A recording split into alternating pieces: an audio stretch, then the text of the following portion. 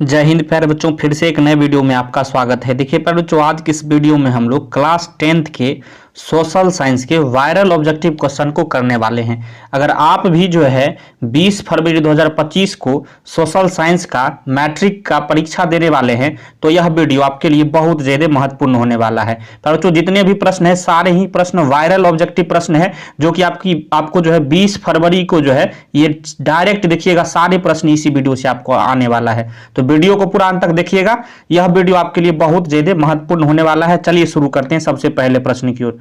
पहला प्रश्न है बच्चों, पढ़िएगा। कह रहा है प्रथम जेनेवा कन्वेंशन कब हुआ था। काफी महत्वपूर्ण प्रश्न है बच्चों, जल्दी से इसे आप याद कर लीजिए। अगर आता होगा जिस भी प्रश्न का आंसर, उसका आप जो है कमेंट बॉक्स में देने का प्रयास करिएगा, ताकि आपको खुद से जो है कॉन्फिडेंस मतलब मिल सकेगा। तो पहला प्रश्न है कि प्रथम जेनेवा कन्वेंशन कब हुआ था। कन्वेंशन कहने का मतलब होता है सम्मेलन। क्या होता है बच्चों? सम्मेलन। याद रखिएगा। तो पहला जो है जेनेवा सम्मेलन कब हुआ था बच्चों, याद रखिएगा। काफी महत्वपूर्ण प्रश्न है, बार बार आपसे पूछा जाता है। तो याद क्या रखना है, 1864 ईस्वी में जो है पहला जेनेवा कन्वेंशन हुआ था। ऑप्शन बी जो है यहाँ बिल्कुल सही हो जाएगा, याद रखिएगा। चलिए चलते अगले प्रश्न की ओर। प्रश्न 2 कह रहा है रूस की संसद को क्या कहते हैं। जैसे अपना भारत की जो है संसद को क्या बोलते हैं, तो संसद बोलते हैं, उसी तरह जो है रूस की संसद को क्या बोलते हैं। तो याद रखिएगा, रूस की संसद को क्या बोलते हैं बच्चों, तो ड्यूमा बोला जाता है। क्या बोला जाता है? ड्यूमा। याद रखिएगा, ऑप्शन सी बिल्कुल सही है।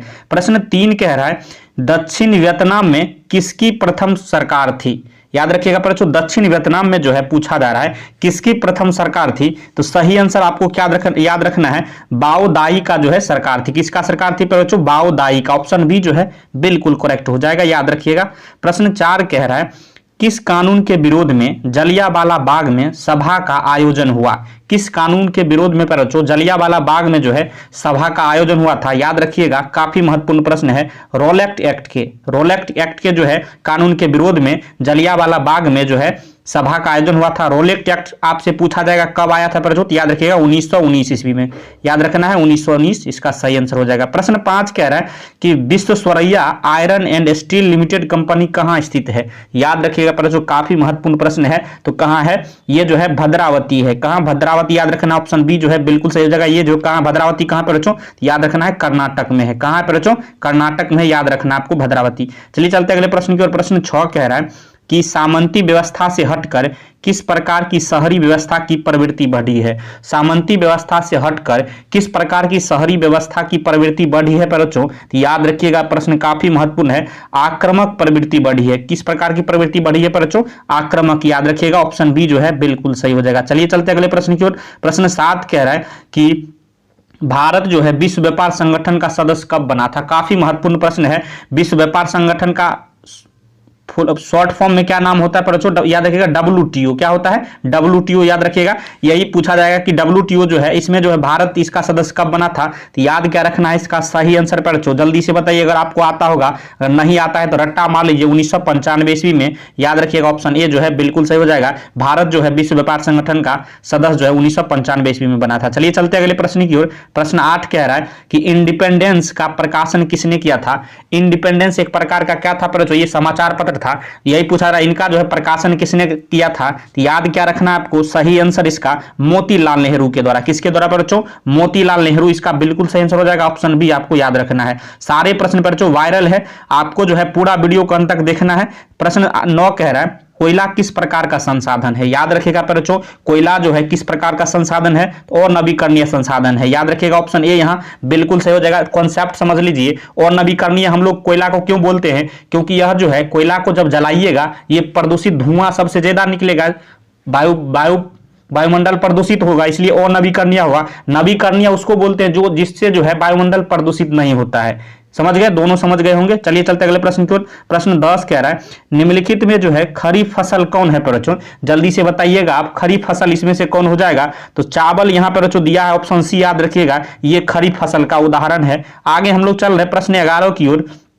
कह रहा है देश में कितने जो है विशेष आर्थिक क्षेत्र विकसित है? अपना भारत देश में बच्चों कितने विशेष आर्थिक क्षेत्र जो है विकसित है? तो याद रखिएगा बच्चों 7 विशेष आर्थिक क्षेत्र जो है विकसित है। 7 याद रखना आपको, ऑप्शन बी जो है बिल्कुल करेक्ट होगा। चलिए चलते अगले प्रश्न की ओर। प्रश्न 12 कह रहा है कि भारत में बच्चों वर्तमान रेल मंडलों की संख्या कितनी है? भारत में अभी जो वर्तमान रेल मंडलों की संख्या कितनी है बच्चों? याद रखिएगा अभी टोटल 18 रेल मंडल है। ऑप्शन बी आपको याद रखना है, बिल्कुल सही हो जाएगा।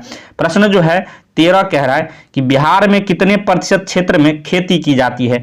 बिहार टोटल पर जितने भूमि है, जितने खेत हैं, उसका पूछा जा रहा है कितना प्रतिशत पर खेती की जाती है, जितना भूमि है उसका कितना प्रतिशत पर जो है खेती की जाती है? तो याद रखिएगा पर 60% पर जो है अपना बिहार में खेती की जाती है, भूमि पर 60%। ऑप्शन बी आपको याद रखना है, बिल्कुल सही हो जाएगा। चलिए चलते अगले प्रश्न की ओर। प्रश्न 14 कह रहा है बच्चों तल चिन्ह की सहायता से किसी स्थान विशेष की मापी गई ऊंचाई को क्या कहते हैं?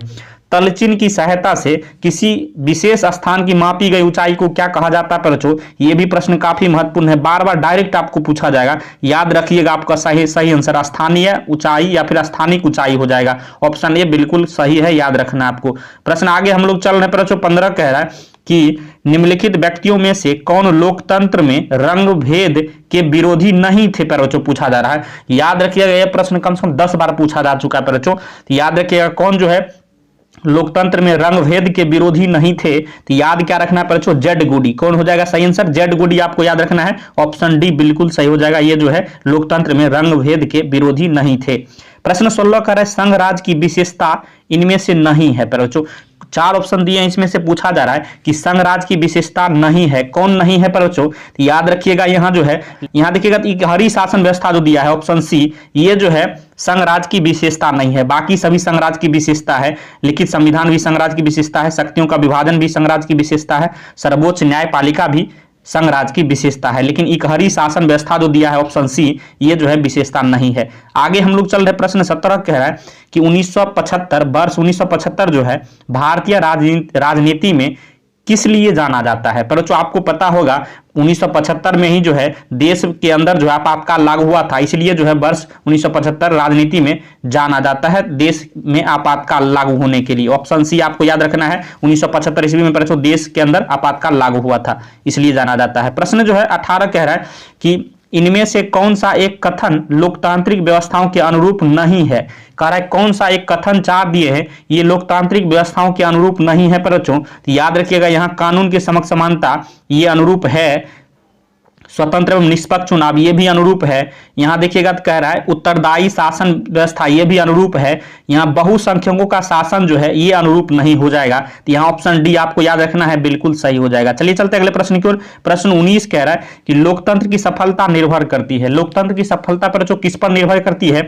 ऑप्शन ए है नागरिकों की उदासीनता पर, बिल्कुल गलत बोल रहा है। आगे ऑप्शन बी कह रहा है नागरिकों की गैर कानूनी कार्रवाई पर, बिल्कुल गलत कह रहा है, इस पर भी निर्भर नहीं करता है। अब प्रश्न आगे यहाँ देखिएगा कह रहा है नागरिकों की विवेकपूर्ण सहभागिता पर, बिल्कुल सही बोल रहा है। लोकतंत्र की सफलता जो है नागरिकों की विवेकपूर्ण सहभागिता पर ही निर्भर करती है। तो ऑप्शन सी ही यहाँ बिल्कुल सही हो जाएगा, याद रखिएगा। चलिए चलते अगले प्रश्न की ओर। प्रश्न 20 कह रहा है इनमें किसको प्राथमिक क्षेत्र भी कहा जाता है? किसको प्राथमिक क्षेत्र कहा जाता है? पर जो काफी महत्वपूर्ण प्रश्न है, याद रखिएगा कृषि क्षेत्र को जो है प्राथमिक क्षेत्र बोला जाता है, कहा जाता है। याद रखिएगा ऑप्शन बी बिल्कुल सही है।